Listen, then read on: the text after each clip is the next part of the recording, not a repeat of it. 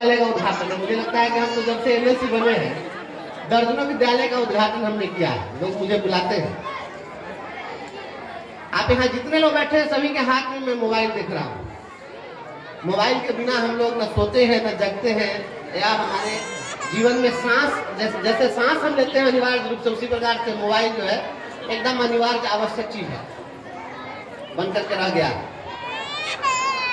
आप सभी यहाँ पर जितने भी लोग बैठे हैं, आज बड़ी संख्या में माताएं बहनें बैठी हैं। आज अंतर्राष्ट्रीय महिला दिवस भी है, इसलिए आप सभी को महिला दिवस की बहुत बहुत बधाई है, बहुत बहुत शुभकामनाएं।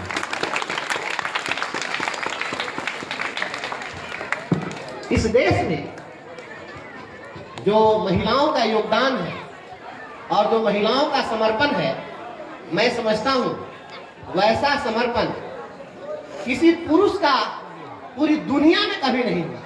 पूरे हम जितने भी आध्यात्मिक पुस्तकों को पढ़ लें, धार्मिक पुस्तकों को पढ़ लें, ऐतिहासिक पुस्तकों को पढ़ लें, लेकिन जो नारी शक्ति का जो योगदान है जिस प्रकार का, वैसा हमको देखने के लिए नहीं मिलता है। आज महिला दिवस के अवसर पर आप लोगों को एक कहानी समर्पित करता हूं। पहले एक ऐतिहासिक घटना है, ऐतिहासिक कहानी, कोई बनावटी कहानी भी नहीं बता। आप सभी नारी शक्ति के सम्मान में मैं समर्पित करता हूं। खिलजी का राज चल रहा था और उस समय राजस्थान में एक किले पर खिलजी को विजय प्राप्त करनी थी।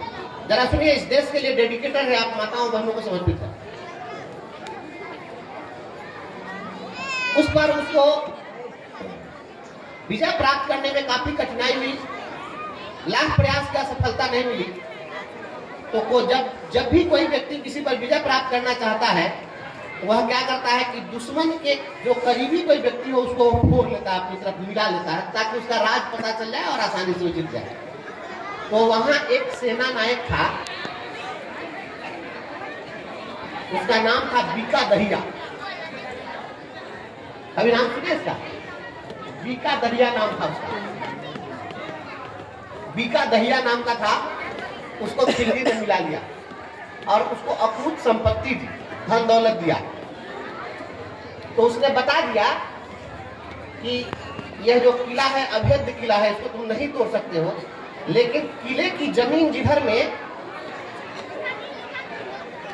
कच्ची जमीन है, उस साइड की जो दीवार है वो कच्ची है, उधर से अगर तुम हमला करोगे तो किले की दीवार टूट जाएगा, तुम विजय प्राप्त कर सकते हो। तो कहा कि हम पता कैसे करेंगे कि किधर की दीवार कमजोर है, किधर की जमीन कच्ची है? तो कहा कि सबसे कम समय में जर्मिनेट होता है सरसों। कहा कि सरसों छिटवा दो चारों तरफ, सरसों जल्दी से जम जाए जिस इलाके में, समझ लेना। लोग बताते हैं कि रातों रात सरसों का कीमत आसमान छूने लग गया और सरसों खरीद कर किले के चारों ओर छिटवाया गया, छिटवा दिया गया। उसको पता चल गया कि किधर की दीवार कमजोर है। और वह जो बीका दहिया था, जब वह घर पहुंचा तो घर पहुंचने पर उसके पास में काफी लेकर के गया था, बहुत संपत्ति, अकूत संपत्ति। तो उसकी पत्नी ने पूछा कि ये कहां से लाओ इतना माल खजाना? तो कहा छोड़ो ना, हम लोग के पास इतनी संपत्ति हुई, जब हम लोग को कभी किसी के पास हाथ नहीं फैलाना होगा, कभी काम नहीं करना होगा, हम लोग ऐसे अपनी किला बना लेंगे, ये कर लेंगे, वो कर लेंगे। कहा कि ये माल आया कहां से, ये तो बताओ। तो कहा पता चल गया कि खिलजी ने इसको दौलत दी है।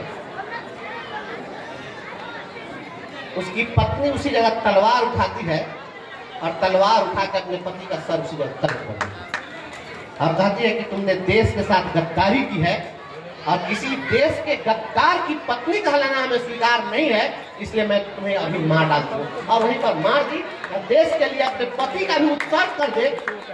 ऐसा इतिहास पूरे दुनिया में कहीं देखने को नहीं मिलता है। यह देश के प्रति डेडिकेशन माताओं का है, बहनों का है, यह नारियां ही कर सकती। हम लोग कहानी पढ़ते हैं, उस कहानी में महाराणा प्रताप की कहानी हम लोग खूब पढ़ते हैं। महाराणा प्रताप के इतिहास के बिना तो कोई इतिहास नहीं है। लोग पूरा एकदम सीना ठोकते चलते हैं महाराणा प्रताप का इतिहास। खास करके जो लोग क्षत्रिय समाज के लोग हैं बहुत गौरवान्वित होते हैं। लेकिन महाराणा प्रताप के जो पिताजी थे उदय सिंह, अगर पन्ना धाय अगर नहीं होती तो उनके पिताजी उदय सिंह ही जिंदा नहीं बचते। अब उदय सिंह को बचाने के लिए पन्ना धाय को क्या करना पता है? ये पढ़ा ये कहानी पढ़े आप लोग? पन्ना धाय की कहानी आप लोग जानते हैं? महाराणा प्रताप के जो दादा थे महाराणा सांगा, जो राणा सांगा की कहानी सुनते हैं, राणा सांगा की पत्नी कर्णावती थी, जो हम रक्षाबंधन का त्योहार हम लोग पढ़ते थे, तो कर्णावती जो है राखी भेजी थी मदद के लिए। तो जब हमने